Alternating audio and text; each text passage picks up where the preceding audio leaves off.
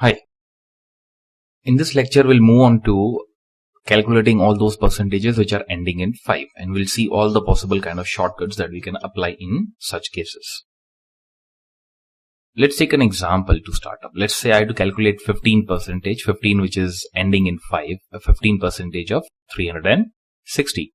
Now till now I've been calculating it like this, 15 upon 100 into 360, and then I used to cancel out zeros and whatever best calculations I can do to reach to the answer. But that method is very lengthy because we have to do a lot of calculations, small, but we have to do a lot of calculations in that one. But if we simply take care of this 15% and break it up into two parts, the two parts being 10% and 5%, neither of them needs, big effort in calculating, because 10% can be easily seen as 36, one decimal to the left over here. I'll just move one decimal to the left. 360.0, I'll move on to one decimal to the left. I'll obtain 10% very easily, 36. Half of which is going to give me 5%, which is 18.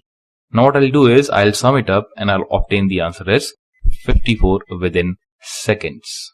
That's the method. That's the short trick. That is, every percentage which is ending in 5, I'll break it up into percentages of tens and 5, so that I can obtain the answer much more easily. Let's take another example. Let's take a bigger percentage this time. Let's take 35% of 420. Now, how will I break 35%? Now, if you have guessed as 30% and 5%, you're absolutely right, because we'll break 35% into two parts as 30% and 5%. Now, 30% is not that tough to be found either, because we just seen in the last lecture how can we easily get to all those percentages which are ending in 0 once we grip on 10%. That is 42 over here. So 30% can be easily obtained as 3 into 10%. And 5% is there in itself.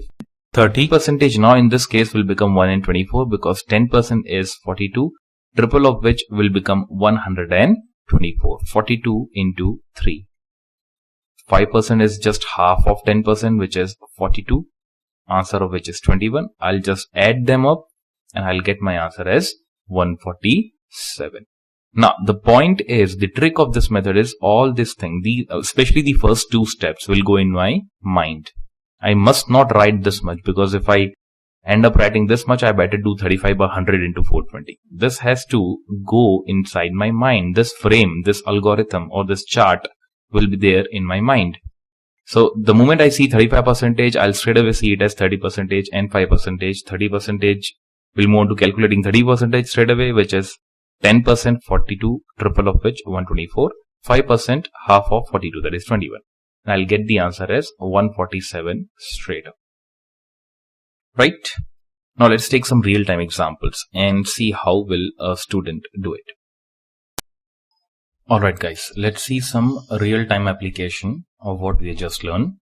Let's try to calculate 15% of 630. Let's see how quickly can I do it. I'll realize that 10% of 630 is 63. I'm so sorry for that. I'll realize that 10% of 630 is 663. 5% of which will be half of 63, which is 31.5, which is going to give me the answer as 94.5 almost in few seconds, isn't it? If I take another example, let's try to calculate 15% of let's say 340. This again would be very simple, because I had to just take 10%, which is 34. Oh, I'm so sorry, I wrote it badly again. It'll be 34 plus 5% of 34, or rather 5% of 340, which is half of 34, which is 17. Summation of which is going to give me the answer as 51 within few seconds. That's it. Now let's take some tougher examples in which let's try to move on to 35%. 35% of let's say 430. Now again, in order to calculate 35%, I'll have to do like 30% plus 5%. Sorry, this is percentage. 30% plus 5%. Now, 10% is 43. We can see it very easily. So I'll just multiply 43 by 3. I'll get 129. And 5% will be half of 43, which is 21.5 if I'm not wrong. Yep. And I'll add them up. Now adding 21 to 29 will take it to 150. Adding a 0.5 will give me the answer as 150.5. Now isn't that easy? Because I'll not even write this. I'll just think this in my head. Even if it's necessary, I'll write this and this. Otherwise, this thing can also go into my mind. But again, for addition, I need to write these things. So even if I write this and get the answer as 150.5, I don't think it'll take more than 5 seconds for you by yourself. Now let's move on to some tougher examples. Let's say I had to calculate, 65%. Let's take a bigger number this time, 720. I have to calculate 65% of 720. Now this time I'll divide 65% into 3 parts. The 3 parts are 50%,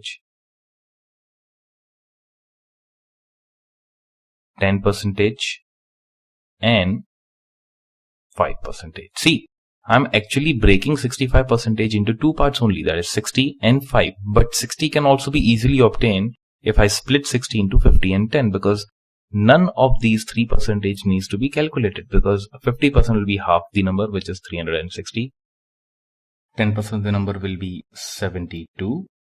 And 5% of the number will be half of 72, which is 36. So what I need to do is to simply add them up now. And if I add them up, adding the 2 less numbers first, that is 72 and 36, I'll have 108. And then adding that 108 to 360 is going to give me my answer as 468, isn't it? So I just obtained 65% of 720, and this thing is going to go into my mind. That is, this algorithm, this breakup is going to go into my mind. At minimum, I'll write 360, 72 and 36. So let's take another example, a slightly bigger percentage this time. Let's say I had to calculate 75% of a number. Now, 75% of any number can be obtained. Obviously, the split that is coming into your mind would be nothing but 50%, 20%, and of course 5%. Anybody would think like that. But again, if you look at this, 25% is nothing but half of 50%. So actual split that actually work with 75% should be that I have to calculate 50% of the number,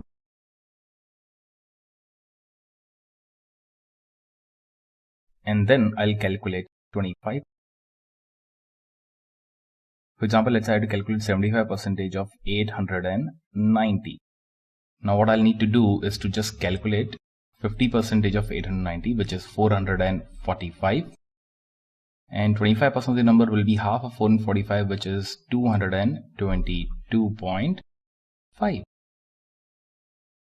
Now, if I add them up, I'll have 445 plus 225, and the answer that I obtained over here will be nothing but 667.5, isn't it? So this is my answer for 75%, because I don't have to worry about this, because 75% will again be nothing but equal to 50% and 25%.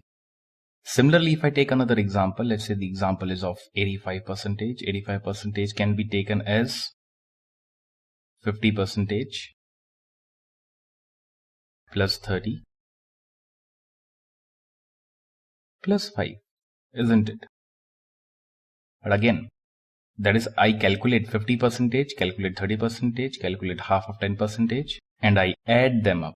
But as the saying goes that there is always a shortcut, there is a shortcut present over here. The shortcut is very simple.